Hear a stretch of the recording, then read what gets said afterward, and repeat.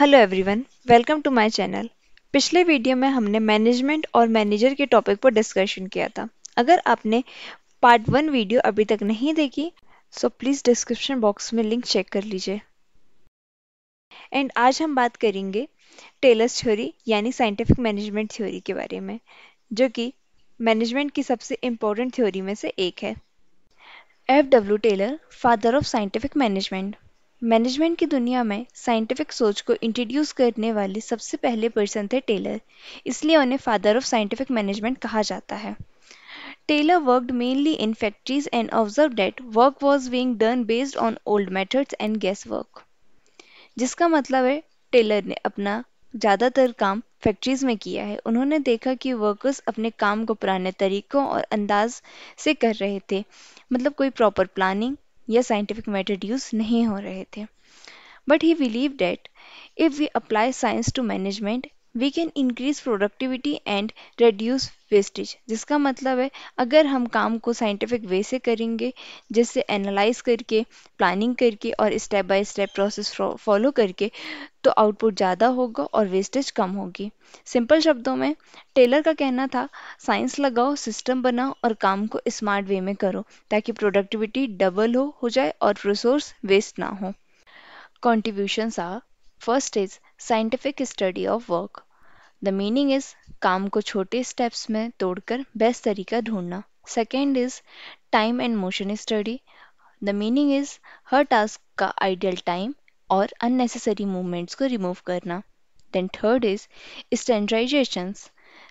The meaning is tools, machines और method को एक स्टैंडर्ड वे में यूज़ करना. The fourth is differential piece rate system. Output के बेसिक में पे आउट एंड इंसेंटिव देना. The fifth is scientific selections and training.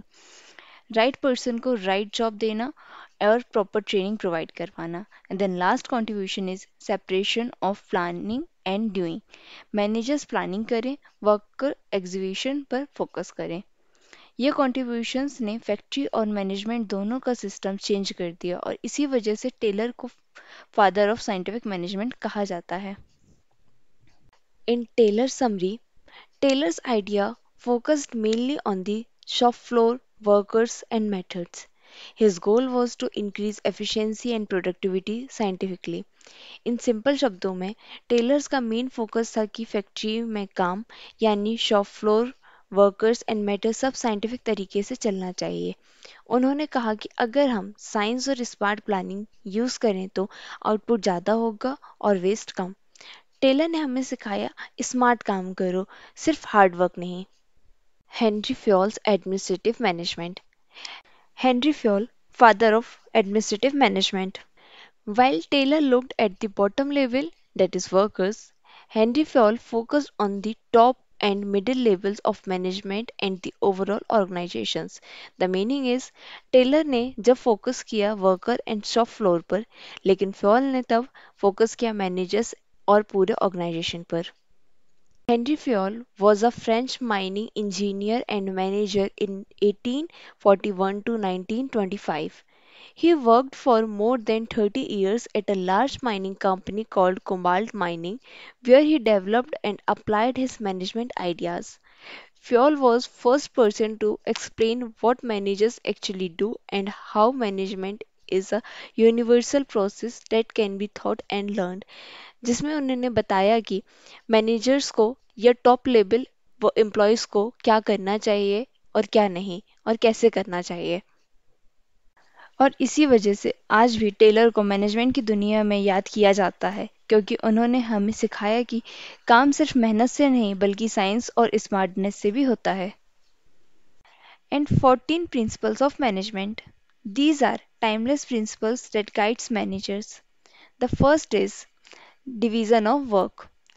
The meaning is काम छोटे छोटे हिस्सों में बांट कर करना चाहिए ताकि एफिशिएंसी और स्पीड बढ़े. Second is authority and responsibilities. The meaning is manager के पास ऑर्डर देने का अधिकार भी होना चाहिए और रिजल्ट की रिस्पॉन्सिबिलिटी भी. दोनों का बैलेंस ज़रूरी है. द थर्ड इज एम्प्लॉय को रूल्स फॉलो करना चाहिए. डिसिप्लिन आता है अच्छे लीडरशिप और फेयर ट्रीटमेंट से. And fourth is unity of command.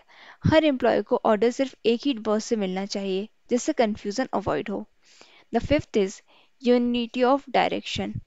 The meaning is same गोल वाले काम एक ही प्लान और एक ही मैनेजर के अंडर होने चाहिए.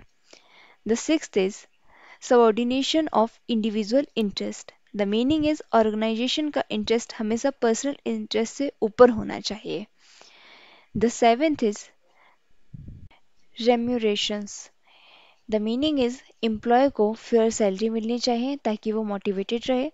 Eighth is centralisations and decentralisations. The meaning is decision making ना ज़्यादा टॉप पर हो ना पूरी तरह नीचे हो, बैलेंस होनी चाहिए. Ninth is scalar chain. The meaning is authority का क्लियर लाइन होना चाहिए टॉप से बॉटम तक. अर्जेंट केस में डायरेक्ट कम्युनिकेशन भी पॉसिबल है. Tenth is order. हर चीज में हर व्यक्ति सही जगह पर होना चाहिए, सही मटेरियल सही जगह और सही व्यक्ति काम में. 11th is equity. मैनेजर्स को एम्प्लॉय के साथ फेयर और काइंड होना चाहिए. 12th is stability of tenure. The meaning is bar bar hiring firing गलत है एंड एम्प्लॉयज को स्टेबिलिटी मिले तो परफॉर्मेंस बेहतर होती है. 13 is initiative. The meaning is employees को नए ideas और suggestions देने का मौका मिलना चाहिए. And the last topic is 14, spread the crops. इसका मतलब है टीम स्पिरिट यूनिटी और हार्मोनी ऑर्गेनाइजेशन को स्ट्रांग बनाती है. सो हेनरी फिनोल्स के 14 प्रिंसिपल्स ऑफ मैनेजमेंट ये थे और ये हमें सिखाते हैं कि कैसे प्लानिंग, ऑर्गेनाइजिंग, लीडिंग और कंट्रोलिंग को इफेक्टिव किया जाए. आज भी ये प्रिंसिपल्स हर ऑर्गेनाइजेशन में यूजफुल हैं. The next topic is what is the human relation school. The Human Relation School of Management developed around the 1930s. It focused on one big idea, that is, employees are not just machines, they are human beings with feelings, emotions, and social needs. जिसका मतलब है कि employ सिर्फ काम करने वाली machine नहीं है, उनकी भी फीलिंग्स, इमोशंस और सोशल नीड्स होती हैं. अगर उनकी केयर की जाए, रिस्पेक्ट दी जाए और मोटिवेशन मिले तो उनका काम और परफॉर्मेंस दोनों इम्प्रूव होता है.